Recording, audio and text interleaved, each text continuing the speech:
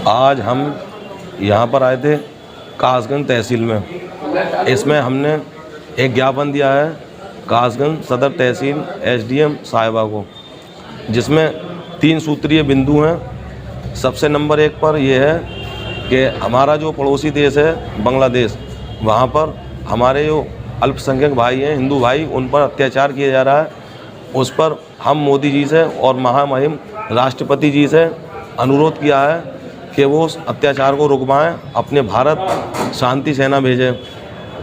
इसी तरीके से दूसरा सूत्र जो है वो ये है कि जितनी भी दरगाह हैं, मस्जिद हैं या अल्पसंख्यकों के जितने भी धर्म स्थल हैं, 1991 में जो एक्ट लागू बन चुका, उस एक्ट को सही ढंग से लागू किया जाए।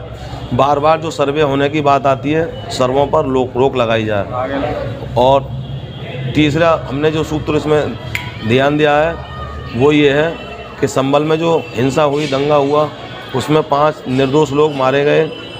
उनको सरकार मुआवजा दे 1-1 करोड़ का, और जो ज़्यादा घायल हुए हैं लोग, उनको 5-5 लाख का मुआवजा दिया जाए, और जो कम घायल हुए हैं उनको 1-1 लाख का मुआवजा दिया जाए। संभल की हिंसा हो, चाहे सर्वे हो, चाहे ये बांग्लादेश वाला मामला हो, हम इसके लिए कामना करते हैं, अल्लाह से दुआ करते हैं, ईश्वर से कामना करते हैं कि पूरे विश्व में, हमारे हिंदुस्तान में, पूरे जहान में शांति आए, चैन आए, सुकून आए। अस्सलाम वालेकुम वरहमतुल्लाहि ताला वबरकातुहू। मेरे भाइयों, मेरे दोस्तों, हम सब और बहुत से लोग गए थे कासगंज तहसील में श्रीमान उप जिलाधिकारी महोदया सदर तहसील कासगंज ज्ञापन देने के लिए। और हमारा ज्ञापन था श्रीमान माननीय महामहिम राष्ट्रपति जी महोदया के नाम। इसमें हमने 3 सूत्रीय मांगे रखी हैं, जो कि निम्न प्रकार हैं। नंबर 1, भारत अपनी शांति सेना बांग्लादेश में भेजे ताकि हमारे हिंदू भाइयों पर हो रहे अत्याचार को रोका जा सके।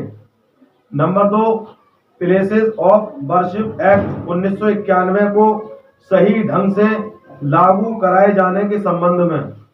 नंबर 3, संभल हिंसा मामले की निष्पक्ष जांच कराकर आर्थिक मदद और इंसाफ दिलाए जाने के संबंध में, जिसमें कहा गया कि महोदया, निवेदन यह है कि बांग्लादेश में हमारे अल्पसंख्यक हिंदू भाइयों पर हो रहे अत्याचार पर भारत के 140 करोड़ हम भारतीय बांग्लादेश के अपने हिंदू भाइयों के साथ खड़े हैं, और भारत के 25 करोड़ मुसलमान अपने बांग्लादेशी हिंदू भाइयों पर कोई भी अत्याचार बर्दाश्त नहीं करेंगे।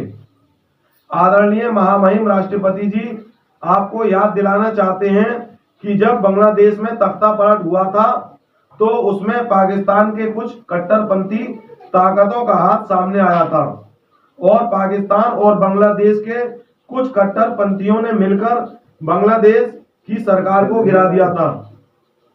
और आज भी वही ताकतें हमारे हिंदू भाइयों पर बांग्लादेश में अत्याचार कर रही हैं, और अल्पसंख्यक धार्मिक स्थलों को निशाना बनाया जा रहा है। हम 140 करोड़ भारतीय राष्ट्रपति जी से अनुरोध करते हैं कि भारत जल्द ही अपनी शांति सेना बांग्लादेश में भेजे, और रक्षा मंत्रालय और गृह मंत्रालय और भारत सरकार को हमारे राष्ट्रपति जी आदेश करें, जिससे कि बांग्लादेश में रह रहे हमारे अल्पसंख्यक हिंदू भाइयों की जान, माल और धर्म स्थलों की रक्षा की जा सके। विषय नंबर 2, महोदया, हमारे धार्मिक स्थलों को निशाना बनाया जा रहा है। अजमेर शरीफ में सूफी संत हजरत ख्वाजा गरीब नवाज मोइनुद्दीन चिश्ती की दरगाह है, उसको शिवलिंग बताने वालों पर रोक लगाई जाए। सुल्तानुल हिंद का मजार शरीफ विश्व भर में मशहूर है, और उर्स के मौके पर लाखों की संख्या में लोग उनके आस्थाने पर जाते हैं।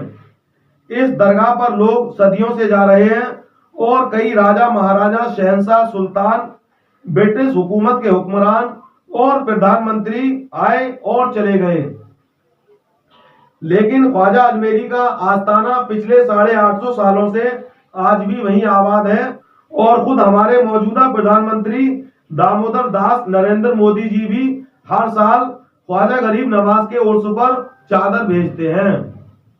ख्वाजा साहब की दरगाह से हिंदू, मुस्लिम, सिख, ईसाई सभी जाति और धर्म के लोगों की आस्था जुड़ी हुई है। यहाँ से हमेशा एकता और भाईचारे का संदेश दिया जाता है। हाल ही में अजमेर शरीफ के सिविल कोर्ट ने याचिका स्वीकार करके दरगाह के सर्वेक्षण को मंजूरी दी। हम कोर्ट का सम्मान करते हैं, लेकिन जब प्लेसेस ऑफ वर्शिप एक्ट 1991 मौजूद है तो ऐसी क्या जरूरत थी कि ऐसा आदेश दिया जाए कि जिससे नया विवाद खड़ा हो और देश भर का माहौल खराब हो। 1991 के कानून का पालन नहीं किए जाने से देश भर में सांप्रदायिक माहौल फैल सकता है। 1991 का इबादत गाहों का कानून साफ कहता है कि किसी भी इबादत गाह की मजहबी पहचान को बदला नहीं जा सकता। न अदालत में इन मामलों की सुनवाई होगी। ये अदालतों का कानूनी फर्ज है कि वो 1991 एक्ट को लागू कराएं। बहुत ही अफसोसनाक बात है कि गंदी राजनीति और हिंदुत्व तंजीमों का एजेंडा पूरा करने के लिए कानून और संविधान की धज्जियां उड़ाई जा रही हैं। कानून नाम की कोई चीज है या नहीं? कोर्ट कानून से चलेगा या आस्था से चलेगा? और हमारे देश को चलाने वाले ये सब कुछ अपनी आंखों से चुपचाप देख रहे हैं। हालांकि भारत को आजादी दिलाने में सभी धर्म और सभी जाति ने मिलजुल कर हिस्सा लिया था, फिर ये भेदभाव कैसा? 1991 को एक्ट को देखते हुए हमारी अदालतों को संभल की शाही जामा मस्जिद, अजमेर शरीफ की दरगाह और अन्य कई इबादत गाहों से जुड़े हुए हालिया विवादों को मद्देनजर रखते हुए इस प्रकार के आदेशों से बचना चाहिए। विषय नंबर 3, महोदया, आपसे निवेदन यह है कि संभल की शाही जामा मस्जिद के सर्वे के कोर्ट का हम आदेश का सम्मान करते हैं, लेकिन संभल हिंसा और गंदी राजनीति और जिला प्रशासन की लापरवाह कार्यशैली की घोर निंदा करते हैं। पुलिस के आला अधिकारियों की भारी कोताही और नासमझी की वजह से 5 निर्दोष नौजवानों की मौत हो गई और कई पुलिस कर्मी घायल हुए, जिससे पूरे देश में सभी धर्म और समाज और वर्ग के लोगों में गम और डर का माहौल बना हुआ है। जिले के डीएम और कप्तान अपने अपने स्थानों की स्थिति को पल भर में भांप लेते हैं, अपने अपने जिले की। आखिरकार संभल में ये लोग कैसे फेल हो गए, जिससे कि 5 निर्दोष लोगों की हत्या हो गई और कई पुलिस कर्मी घायल हो गए। हालांकि डीएम और कप्तान पूरे जिले की जनता के संरक्षक होते हैं। महोदया, संभल मामले को देखते हुए उत्तर प्रदेश की सरकार की शांति व्यवस्था पर सवाल उठ रहे हैं और सरकार की लॉ एंड ऑर्डर की छवि धूमिल हुई है, जिसमें इसको धूमिल कराने में जिला प्रशासन पूरी तरह जिम्मेदार है। माननीय श्रीमान जी से अनुरोध है कि संभल की शाही जामा मस्जिद का सर्वे के दौरान हुई हिंसा में मारे गए निर्दोष 5 लोगों की मौत के कारण की निष्पक्ष जांच कराकर इंसाफ दिलाने की कृपा करें और घटना में शामिल चाहे कोई बड़ा अधिकारी हो या कोई बड़ा गुंडा हो, बचना नहीं चाहिए, उसे सख्त से सख्त सजा मिलनी चाहिए। और हम आपसे अनुरोध करते हैं, मृतकों के परिजनों को 1-1 करोड़ रुपया और गंभीर घायलों को 5-5 लाख रुपया और कम घायलों को 1-1 लाख रुपए की आर्थिक सहायता देने की कृपा करें।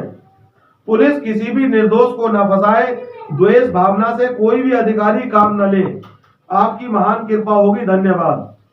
इसी ज्ञापन को हमने अपने भारत के माननीय श्रीमान प्रधानमंत्री मोदी जी को भी इसकी प्रतिलिपि भेजी है कि जब मोदी जी हमारे पूरे देश के संरक्षक हैं। मोदी जी अपने भाषणों में अक्सर कहा करते हैं, सबका साथ, सबका विकास और सबका विश्वास। मैं अपने माननीय मोदी जी से और हमारे यहाँ की जनता मोदी जी से, पूरे भारत की जनता मोदी जी से अनुरोध करती है कि मोदी जी आप जिस तरह से नारा लगाते हैं इसी तरह से सबका साथ, सबका विकास, सबका विश्वास करवाइए, इन सारे मामलों की आप सुनवाई करवाइए। बस इतना ही कहना चाहता हूँ। धन्यवाद।